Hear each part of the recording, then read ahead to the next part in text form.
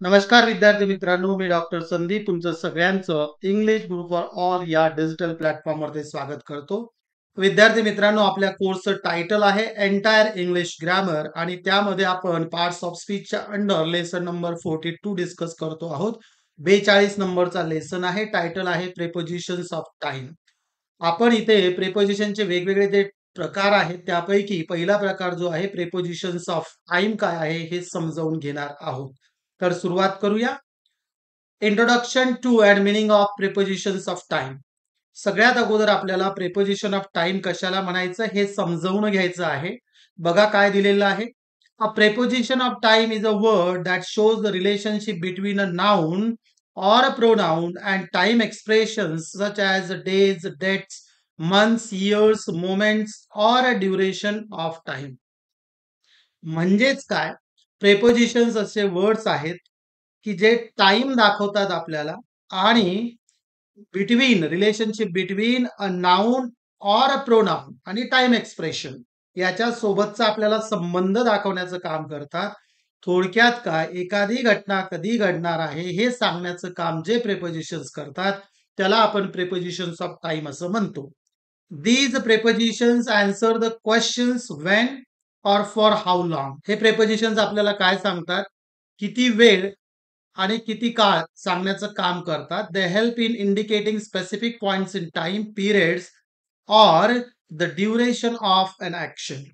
म्हणजे एखाद्या ऍक्शनचं duration period सांगण्याचं काम, वेळ सांगण्याचं काम, स्पेसिफिक एक्झॅक्ट टाइम सांगण्याचं काम टाइम प्रिपोजिशन्स करत असतात. यालाच टेम्पोरल प्रिपोजिशन्स असे देखील म्हटलं जातं. त्यामुळे तोही वर्ड इथे तुम्हाला लक्षात ठेवायचा आहे. त्यानंतर बघा काय दिलंय. Meaning. Prepositions of time connect an action or state with a particular time reference. म्हणजेच काय? हे जे प्रेपोजिशन्स आहेत, प्रेपोजिशन्स ऑफ टाइम ते काय करतात? ऍक्शन किंवा स्टेट एका पर्टिक्युलर स्पेसिफिक टाइम रेफरन्स आपल्याला इथे सांगतात. म्हणजेच काय? एक्झॅक्ट टाइम, एक्सटेंडेड ड्युरेशन किंवा सिक्वेन्स ऑफ इव्हेंट सांगण्याचं काम टाइम प्रेपोजिशन्स करत असतात. आता स्पर्धा परीक्षा जर म्हटलं मग तुम्ही टीईटी घ्या, सीटेट घ्या, टेट घ्या, यानंतर एमपीएससी घ्या, त्यानंतर सरळ सेवा भरती घेतलं, तलाठी भरती जरी घेतलं, कुठलीही आयबीपीएस एक्झाम असेल, यावर ते प्रश्न कसे येतात? Error spotting, sentence improvement, cloze test आणि comprehension of passages. Comprehension passages वरती देखील यामध्ये क्वेश्चन्स येतात. कॉन्टेक्च्युअल क्वेश्चन्स असतात. तर बघूया आपण प्रेपोजिशन्स ऑफ टाइमची लिस्ट इथे दिलेली आहेत. मेजर प्रेपोजिशन्स ऑफ टाइम मी इथे घेतलेले आहेत. पहिला आहे बघा ऍट, दुसरा आहे ऑन, तिसरं इन, चौथं बाय, पाचवं सिन्स, सहावं फॉर, सातवं ड्युरिंग, आठवं फ्रॉम, टू किंवा अनटिल. 9 नंबर दिलाय विदिन, टिल किंवा अनटिल, एगो, बिफोर, आफ्टर, पास्ट आणि ओव्हर किंवा थ्रू आउट असे दिलेले आहेत. इथे आपण हे 15 मेजर महत्वाचे असे प्रेपोजिशन्स ऑफ टाइम इथे डिस्कस करणार आहोत. आता एक लक्षात ठेवायचंय प्रेपोजिशन्स ऑफ टाइम हे कशावरनं एखादं प्रेपोजिशन जे टाइम दाखवतं हे कशावरनं ठरतं? तर ते त्याचा उपयोग कुठे केला आहे? कुठल्या कॉन्टेक्स्ट मध्ये केला आहे? कारण ॲट हे आपल्याला प्लेस देखील दाखवतं, ऑन हे आपल्याला प्लेस देखील दाखवतं. हेही लक्षात घ्यायचंय म्हणजे त्यांच्या बाउंडरीज चेंज होतात. आणि हे कशावर ते ठरतं की कुठल्या वाक्यामध्ये कशासाठी त्याचा उपयोग केलेला आहे त्यानुसार ते ठरतं. तर आपण सुरुवातीला बघूया uses of preposition of time. ऍटचा उपयोग बघूया की टाइम कसं दाखवतं आपल्याला. ऍट जे आहे use to refer to a specific point of time. Exact time सांगण्यासाठी आपण ऍटचा उपयोग करतो. एक्झॅक्ट आवर्स, मोमेंट्स और फेस्टिवल्स. आणि शोज प्रिसिजन म्हणजे काय? एक्झॅक्टनेस, परफेक्ट टाइम सांगण्याचं काम ऍटचा उपयोग करून आपण करतो. एक्झाम्पल्स बघा. The train arrive at 7 PM. Exact time दिलेला आहे आपल्याला. किती वाजता येणार आहे? तर बरोबर 7 वाजता. We met at midnight. At midnight म्हणजे काय? मध्यरात्री टाइम दाखवलाय. He call me at the weekend म्हणजे वीकेंडला, आठवड्याच्या शेवटी ज्याला म्हणतो आपण वीकेंडला. त्यानंतर दे प्रे ऍट सनराईज. सनराईजचा जो टायमिंग आहे त्यावेळेस ते काय करतात? प्रार्थना करतात. शी स्माइल ऍट दॅट मोमेंट. आता इथे दॅट मोमेंट देखील आपल्याला टाइम दाखवत आहे. तर विद्यार्थी मित्रांनो इथे आपण ऍट हे जे आहे टाइम दाखवण्यासाठी कसं उपयोगात आणतात हे बघितलेलं आहे. त्यानंतर आपण बघूया ऑन हे कुठल्या पद्धतीनं आपल्याला प्रेपोजिशन ऑफ टाइम म्हणून उपयोगात आणता येतं. याचा उपयोग कुठे होतो? Use for specific days and dates. म्हणजे आपण आठवड्यातले सगळे कुठलेही डेज जर घेतले, कुठलेही डेज किंवा फेस्टिवल डेज असतील, कुठलेही, तर त्याच्या अगोदर आपण ऑन वापरतो आणि डेट जेव्हा आपण मेन्शन करत असतो, तेव्हा देखील आपण काय वापरतो? ऑन वापरतो. आता शेवटी एक लक्षात घ्या, तुम्ही जर म्हटलं की सर तुम्ही सांगितलंय की डेट असेल तर ऑन वापरायचं. पण फ्रॉम टू जर 2 डेट्स दिल्या असतील तर तिथे प्रेपोजिशन वेगळं येऊ शकतं. त्यामुळे परत मी तेच सांगतो, तिथे कॉन्टेक्स्ट खूप महत्वाचे आहे. कुठल्या सिच्युएशनमध्ये तुम्ही ते पर्टिक्युलर प्रेपोजिशन यूज केलाय. Indicates particular occasions, particular occasion specific असे विशिष्ट असे ओकेजन सांगण्यासाठी ऑनचा टाइम प्रेपोजिशन म्हणून यूज होतो.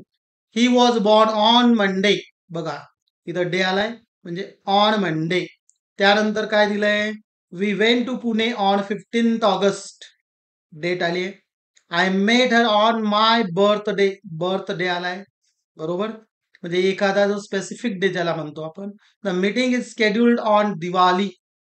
On the day of Diwali देखील म्हणू शकतो आपण. He left home on Christmas Eve. म्हणजे क्रिसमसची जी संध्याकाळ होती त्या दिवशीची गोष्ट आहे. म्हणजे अशा ठिकाणी आपण ऑनचा उपयोग प्रिपोजिशन ऑफ टाइम म्हणून करू शकतो. त्यानंतर आपण बघणार आहोत इन. इनचा उपयोग कसा करायचा आहे as a preposition of time. आता बघा, refers to months, years, centuries, parts of the day and long periods. कशासाठी? महिन्याच्या अगोदर, इयरच्या अगोदर, सेंचुरीच्या अगोदर, पार्ट्स ऑफ द डे म्हणजे in the morning, in the afternoon, in the evening. पण ऍट नाईट होतं, इन नाईट नाही. आणि लॉंग पिरियड दाखवण्यासाठी. आता बघा काय दिलेलं आहे एक्झाम्पल्स मध्ये. India got independence in 1947 year आलंय. त्यानंतर we wake up early in the morning. Part of the day आलाय, इन द मॉर्निंग आलाय. The project will be completed in 2 weeks. म्हणजे पिरियड दिलाय, लॉंग पिरियड दिलाय 2 weeks. त्यानंतर many inventions took place in 20th century. म्हणजे century आलाय, in 20th century. आणि शेवटचं एक्झाम्पल बघा, she will return in December. इथे काय आलेलं आहे? मंथ आलेलं आहे. तर अशा पद्धतीने आपण इन हे कुठल्या पद्धतीनं टाइम प्रेपोजिशन म्हणून यूज करायचंय ते आपण इथे बघितलेलं आहे. त्यानंतर बघूया uses of preposition of time by. B Y. आता बी वायचा देखील आपण टाइम प्रेपोजिशन म्हणून यूज करू शकतो. आता हे काय सांगतं आपल्याला? Refers to a deadline or end time. आपल्याला एखादा एंड टाइम, शेवट, वेळेचे जे शेवट आहे ते सांगण्याचं काम किंवा डेडलाईन सांगण्यासाठी आपण बायचा उपयोग करतो. Means not later than. त्यानंतर नाही असा त्याचा अर्थ होतो. त्या पर्टिक्युलर वेळेनंतर नाही. I will finish the work by 6 PM. By 6 PM म्हणजे काय? त्याच्या अगोदर, त्यानंतर नाही. He must return by tomorrow. उद्यापर्यंत आलाच पाहिजे. बाय टुमॉरो टाइम दाखवतोय. We will reach Delhi by Monday. Monday पर्यंत म्हणजे मंडेच्या नंतर नाही. याचा अर्थ होतो not later than. Submit the form by the end of this week. म्हणजे परत काय दिलंय? डेडलाईन दिलेली आहे आपल्याला. इथे काय दिली आहे? डेडलाईन. हे लक्षात ठेवायचं आहे. त्यानंतर बघा, she promise to repay the loan by next year. Next year दिलाय. तर अशा पद्धतीनं बायचा उपयोग आपण इथे टाइम प्रेपोजिशन म्हणून करू शकतो. त्यानंतर बघा सिन्स. आता हे सिन्स कसं उपयोगात आणलं जातं? Refers to the starting point of an action that continues till now. Use with present perfect or present perfect continuous tense. म्हणजे आपल्याला सिन्सचा उपयोग एखादी घटना केव्हा स्टार्ट झाली हे सांगण्यासाठी केला जातो. एंड झालेला नाही. एंड आणि सुरुवात दाखवायची असेल फ्रॉम टू असं वापरलं जातं. पण फक्त टाइमची आपल्याला काय दिले? ऍक्शनचा जो टाइम आहे ते सांगण्याचं काम जर दिलेलं असेल किंवा तो वेळ सांगायचा असेल तर सिन्स वापरतात. पण एंड झालेली नाही, ती ऍक्शन चालू आहे. I have been waiting here since morning. Since म्हणजे मॉर्निंग पासनं वेट करायला सुरुवात केली आहे आणि अजूनही तीच ऍक्शन चालू आहे. She has lived in Pune since 2010. 2010 पासून राहते still. He has been studying since 6 AM. सकाळपासनं 6 वाजेपासून सकाळच्या अभ्यास करत आलेला आहे. They have been friends since childhood, लहानपणापासून. And it has not rain since last week. तर या सगळ्या ठिकाणी आपण सिन्सचा उपयोग बघितला आणि कुठल्या पद्धतीने आपल्याला त्याचा उपयोग करायचा हे समजून घेतलेलं आहे. फॉर हे टाइम प्रेपोजिशन म्हणून कसं वापरायचंय आपल्याला हे इथे आता बघायचं आहे. तर कुठल्या पद्धतीने वापरायचंय? Refers to duration of time, period of action सांगताय. म्हणजे कंप्लीट पिरियड सांगण्याचं काम इथे फॉर करतं. एक्झाम्पल बघा, he stayed here for 2 hours. किती वेळ? 2 तास पूर्ण पिरियड सांगितलाय. She has been working for 5 years. इथे किती वर्ष? 5 वर्ष पूर्ण वेळ सांगितलंय फॉरनं. We waited for a long time. पूर्ण लॉंग टाइम सांगितलंय फॉरनं. He was ill for 3 days. 3 दिवस. आणि they lived in London for a decade. म्हणजे अ डिकेड म्हणजे काय? 10 yearsचा पिरियड ज्याला म्हणतो आपण.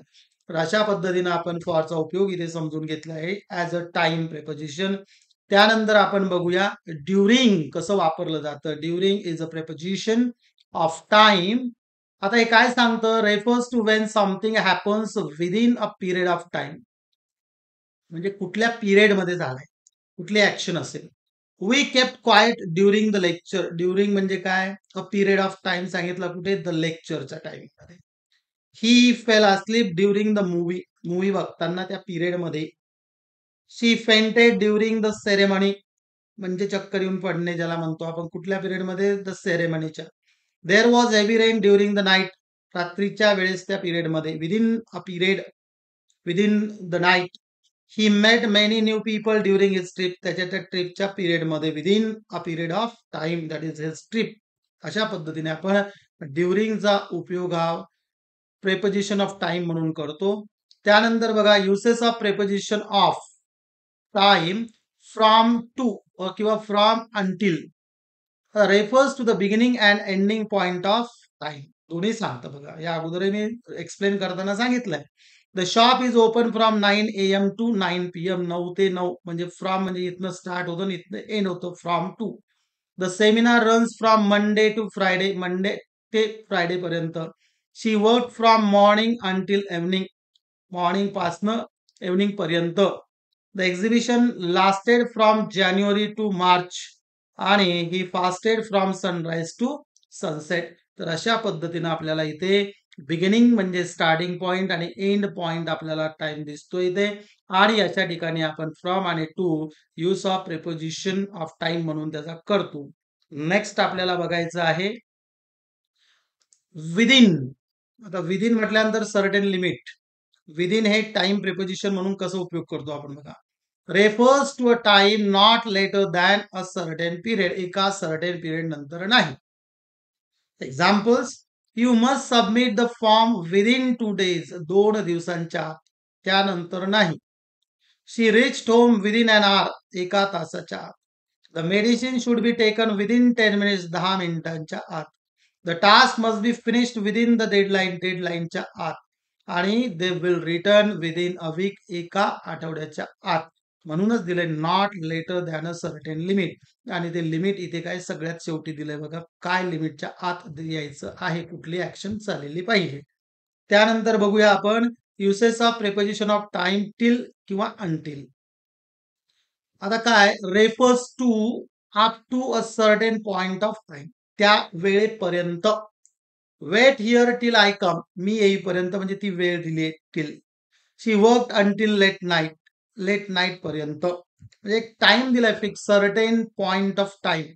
अ certain point of time. We lived in Pune till 2018. 2018 पर्यंत. Don't leave until the teacher arrives.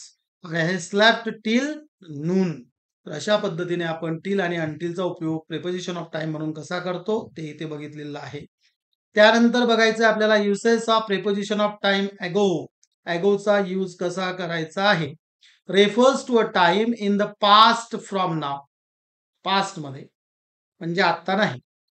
I met him 2 years अगो. 2 वर्षा अगोदर. पास्ट मधला जर आपल्याला एखादी घटना सांगायची असेल आणि टाइम सांगायचा असेल तर आपण अगोचा यूज करतो. She left a few minutes ago. The they build this house a decade ago. The festival began long ago. He resign a month ago. Past मधले ऍक्शन सांगितले प्रेपोजिशन ऑफ टाइम. त्यानंतर बघा uses of preposition of time before कुठे use करायचं आहे? तर before कुठे use करायचं आहे? Refers to a time earlier than another event. च्या अगोदर, अगोदर नंतर नाही. I had dinner before 9 PM, 9 PM च्या अगोदर. She arrived before the meeting started, जो मीटिंगचा टाइम असेल त्याच्या अगोदर. Finish your homework before playing, खेळण्याच्या टाइमच्या अगोदर. काय करायचंय? Finish your homework. The bell rang before the teacher entered, शिक्षक येण्याच्या अगोदर. He had left before I reached, मी पोहोचण्याच्या अगोदर. म्हणजेच काय, इथे आपल्याला अर्लियर दॅन अनादर इव्हेंट आपल्याला बिफोरचा, त्यासाठी बिफोरचा यूज करतो आपण ऍज अ टाइम प्रिपोजिशन. नंतर बघा, uses of preposition of time after कसं यूज करायचं आणि कुठे करायचं आहे? Refers to a time later than another event, त्यानंतरचा टाइम, त्यानंतर. We went out after dinner, जेवण झाल्यानंतरच्या टाइम नंतर, पुढे. He join the office after graduation, graduation झाल्याच्या नंतर, त्या पिरियडच्या पुढे. She went home after the lecture, lecture झाल्याच्या नंतर, या टाइमच्या नंतर. आय रेस्टेड आफ्टर लंच, लंचच्या नंतर. आणि दे सेलिब्रेटेड आफ्टर द मॅच, परत मॅचच्या नंतर, या टाइमच्या नंतर. म्हणजे आफ्टरचा यूज आपण कुठे करतो? Later than another event. Next बघूया आपण uses of preposition of time over आणि किंवा throughout. Refers to the whole duration of period. He travelled a lot over the summer, म्हणजे पूर्ण ड्युरेशन सांगते आपल्याला, complete period. She studied hard throughout the year, पूर्ण वर्षभरामध्ये, throughout पूर्ण वर्षामध्ये. We enjoyed ourselves over the weekend. Many problems were solve throughout the day. The rule remain unchanged over the years. तर इथे आपल्याला the whole duration of period सांगण्यासाठी आपण over किंवा थ्रू आउटचा यूज करतो as the preposition of time. तर विद्यार्थी मित्रांनो, या सेशन मध्ये आपण टाइम प्रिपोजिशनचा मिनिंग समजून घेतला, त्यानंतर त्याच्याशी रिलेटेड काही महत्वाच्या गोष्टी डिस्कस केल्या आणि वेगवेगळे टाइम प्रिपोजिशन्स आणि त्याचे युसेस आपण बघितले, त्याचे एक्झाम्पल्स बघितले. So thank you students for watching this video session.